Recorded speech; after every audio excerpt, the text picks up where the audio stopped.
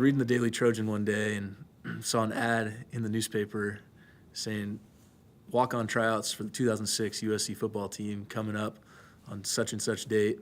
And then a few days later, a light bulb went off. Well, what if I went through the tryout myself? I could write about it from first-person perspective, go through it, and it would also be pretty funny too because I'm really skinny, I'm not very big, and I hadn't played football since 5th grade. I had covered the team for 3 years, and all of a sudden there I was trying to be on the team. It kind of clicked with all the coaches that were out there, the head coach, Coach Carroll, and all the assistants. It almost clicked for all of them at the same time. They all started screaming out, "There's the newspaper guy, there's the newspaper guy." And they were hooting and hollering, giving me a hard time, and go home, I start writing the story that night. And then the day after that, I get a phone call from a friend of mine, and she's like, "Well, you made it." And it hit me like a ton of bricks. I mean, I was like, no way. I walked into Coach Carroll's office. Coach Carroll looked at me and said, "You can catch the ball, you're fast, you're on the team." Almost immediately after making the team, I realized that God had his hand on this and that he had something great in store. And I just felt the magnitude of it. Like, wow, I'm a part of something really, really special right now. And I can't wait to see what God has in store. It was almost immediate where I kind of developed just a care and a love and an interest in my teammates. I knew that I just felt this sense that God had me there to impact the people around me.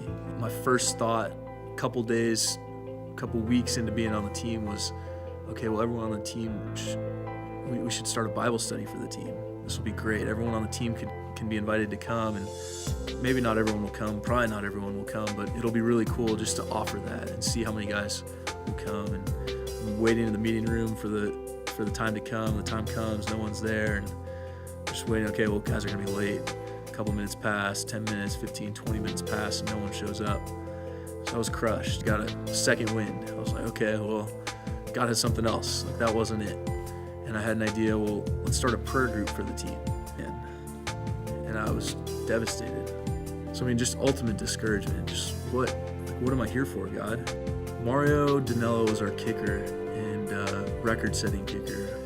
He was just so great, just such a good person. You felt warm and loved and welcomed when you were around Mario. Taylor Odegaard was our backup punter, and he and Mario Dinello were best friends and really close. As we just finished our last regular season game of the year, very beginning of December, and I had a nudge on my heart just the first week of December that everyone on the team should get a Bible. And I was like, okay, well, I got to follow through on this. Like, maybe this is why God had me here. And so I reached out. My grandfather's in the Gideons. He helped me acquire 100 Bibles for the team and get that shipped out, and I get them a couple days before Christmas. I was like, okay, this will be a really cool Christmas present. And I put a note in every Bible, a typed up note that said, "The greatest gift you'll ever receive, the gift of Jesus Christ. Merry Christmas." Bibles were waiting for everyone to show up, and this was why God had me here. I was just so certain. I was so ready to see God just reveal himself through this. And so I walk into the locker room, I open the door, and it was the total opposite. There were Bibles thrown across the floor, pages ripped out. The trash can was half full of Bibles. I mean, I went from so much excitement, so much anticipation, to just the lowest of lows. Because there I was, I had this vision, I had this hope that God was going to do something great here. I had this vision, this hope the whole time that God was going to do something great. And I just kept experiencing failure time after time after time. I can remember the day of the Rose Bowl like it was yesterday. I mean, it was just one of those picture-perfect days. It was January 1st, 2007. A few days after the game, after that Rose Bowl game, and I was at home, and I get a phone call from one of my teammates saying, "Hey, did you hear what happened to Mario? Mario Dinello, our kicker." I was like, "No, what happened?" My first thought was maybe he won an award or something like that because he was just such an incredible kicker. And they're like, "Mario died." And it's the most shocking thing in the world to hear a friend of yours who's 21 years old, just a few days after the biggest game of our lives, he'd fallen off a cliff and died.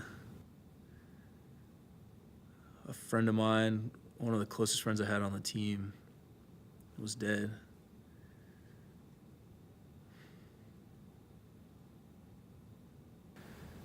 And what made it even harder was that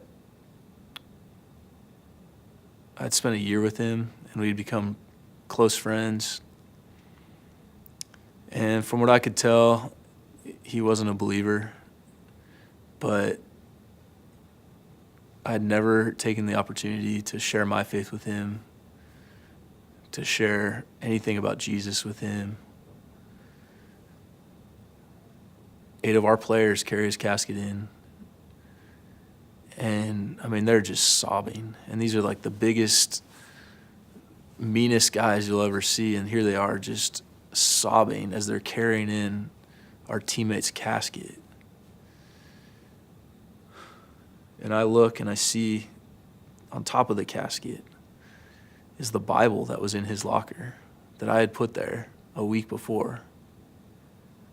3 years after my football experience, I moved to Seattle to work for Coach Caro with the Seahawks, and I want to get involved in something. So I get involved with Young Life on Mercer Island, and the first leader meeting of that year, getting to know all the other leaders there, and in walks through the front door Taylor Odegaard. He was on the team with me. He was our backup punter. I hadn't seen him since 3 years before at the funeral for Mario. I just remember going to work out and coming back in the locker room, and Bibles were strewn all over the locker room, people just throwing them everywhere. In college, I wasn't really following God as I closely wanted to. I hadn't found a church, I hadn't found good fellowship, and so I definitely drifted away in my faith, and it had been tough. Typically, we have a pretty strict don't be late to practice policy. So I was running out the door, and I felt like I was probably running a little bit behind. I don't think anyone was left in the locker room. I started walking out the door, opened the door halfway, and I hear this voice around the corner say, "Anyone know how to read this thing?" And I kind of laughed at myself for a second and was about to just head out, and then I just kind of had this overwhelming sensation that I needed to stop. So I walked back around the corner and peeked, and there's my buddy Mario sitting in his locker with a Bible in his hands. And I kind of asked him, "What do you mean?" He's like, "Well, what is this thing? How do I read this thing?" Threw my pads down, and I said a little breath prayer to myself, and I said, "God, give me the words. I know this is going to be a big one." And I sat down next to him, and it had been years since I'd witnessed to anybody. And I got to sit down and witness to my friend right there. And throughout that next few days, every time I looked over at Mario's locker, he was sitting there in half pads with a Bible in his hands reading. You could see in him this transformation. He was really, I think, absorbing what it is to be a Christian and what it is to know Jesus. When Taylor was telling me this story, almost the first image that came to my mind was the image of the casket being carried in with the Bible on top. That Bible had saved his life, changed his life in the last week of his life. And there it was sitting on top of his casket, kind of as a crown, like he is God's and he's in heaven. And it all made sense at the end after hearing this story. Like, wow, God, you are amazing. You are unbelievable. You are so good. Habakkuk 1:5. Look at the nations and watch and be utterly amazed. For I'm going to do something in your days that you would not believe, even if you were told. Look at the nations and watch and be utterly amazed. We are amazed. Look what God did. He turned a skinny little guy who hadn't played football since 5th grade into a player on the number 1 football team in the country. Be utterly amazed that he's going to turn all these discouragements, all these things that you think are failures, into a radiant expression of his work, his grace, his power, his love for all of us. Someone's going to die. You're going to be super discouraged. A couple years later, you're going to move to Seattle. You're going to hear this story that's going to change your life and change many people's lives. So look at the nations and watch and be utterly amazed. For I'm going to do something in your days that you would not believe, even if you were told.